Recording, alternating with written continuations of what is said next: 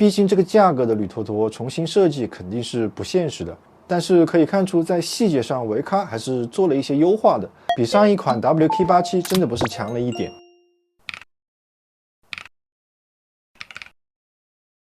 嘿，大家好，我是海德。不知道维咖大家还记不记得？没错，就是那个最先整出299铝坨坨套件的维咖，当时几秒就被抢空了。后面的事不用我多说，你们也知道了，简直就是翻车真体验。没想到沉寂了一段时间，又来整铝坨坨了，这回直接把价格干到了199，你们是真勇！今天我们就来看一看这把新出的苏格65能不能洗白。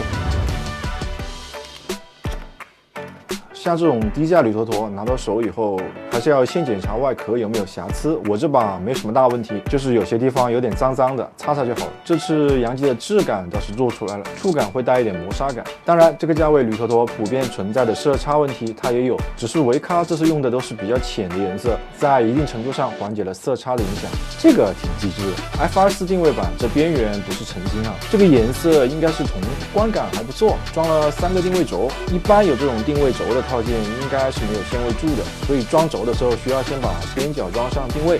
这个轴的话，应该是维咖定制的小浣熊。看到上盖这个硕大的注胶点，这就相当于报了身份证了吧？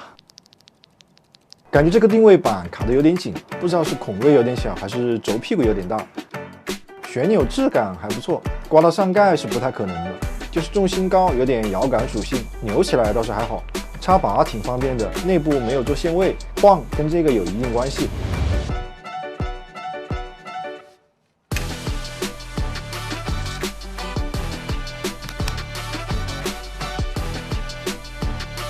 板簧 gasket 配合硅胶套，算是比较好拆卸的方案。RX 卫星轴，这个用过都知道是什么水平。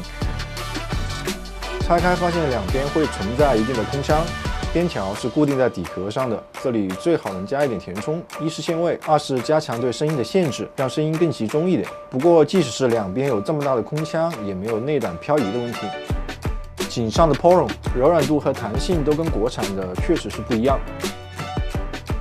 iXP 折下垫和 Pad 声优垫也都有，开孔比其他量产键盘做的要小，这点好评。PCB 也是开槽的，虽然我觉得这块板子的厚度开槽对于形变的影响作用非常有限，但是也能理解厂家的心理，谁叫用户喜欢呢？可以没用，但是不能没有。客服小姐姐直呼内行。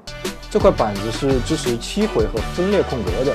其实也并不是什么高科技，无非是多开几个孔焊几个轴座而已。但是像65这种现在已经烂大街的配列，加上这个价位的键盘又不可能在外观上玩出太多花样，所以能在配列上做出一点差异，也算是个不错的方案。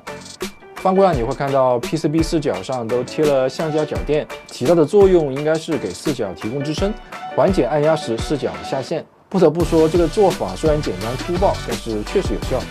然而这个轴座棉材质也有点意思，非常软，上面的纹路也很清晰，是什么材料我说不上来，但挺厚的，对内胆有一定的支撑作用，实际的消音表现要装起来才知道。底下这条线其实有点硬，安装的时候一定要注意把它放平，不然可能会顶到 PCB 影响手感。因为我对分裂空格和7回比较感兴趣，所以组装的时候直接用了 PC 钉，轴用的是粉末轴，键帽也是普通的 PPT 键帽，不是特别厚实的那种。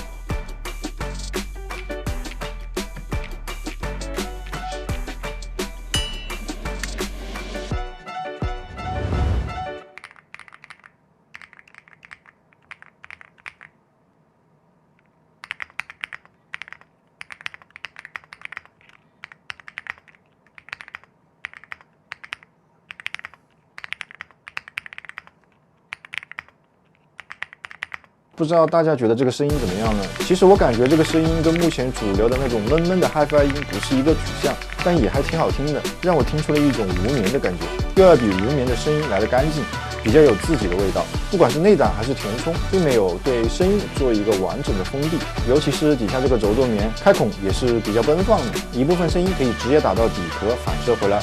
反射的过程中又被消音棉吸收掉了一部分杂音，所以最终反馈出来的声音会是比较干净清脆的那种金属音。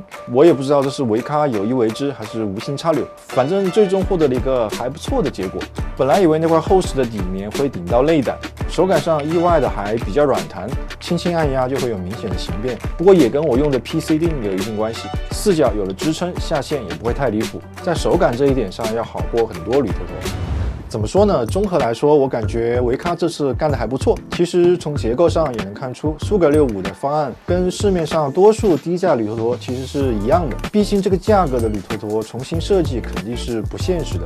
但是可以看出，在细节上维咖还是做了一些优化的，比上一款 WK87真的不是强了一点。然后在这个价位上，很多人肯定会拿来跟Hi75对比。我可以负责任的告诉你，如果你特别在意声音，无脑冲Hi75无灯版就好。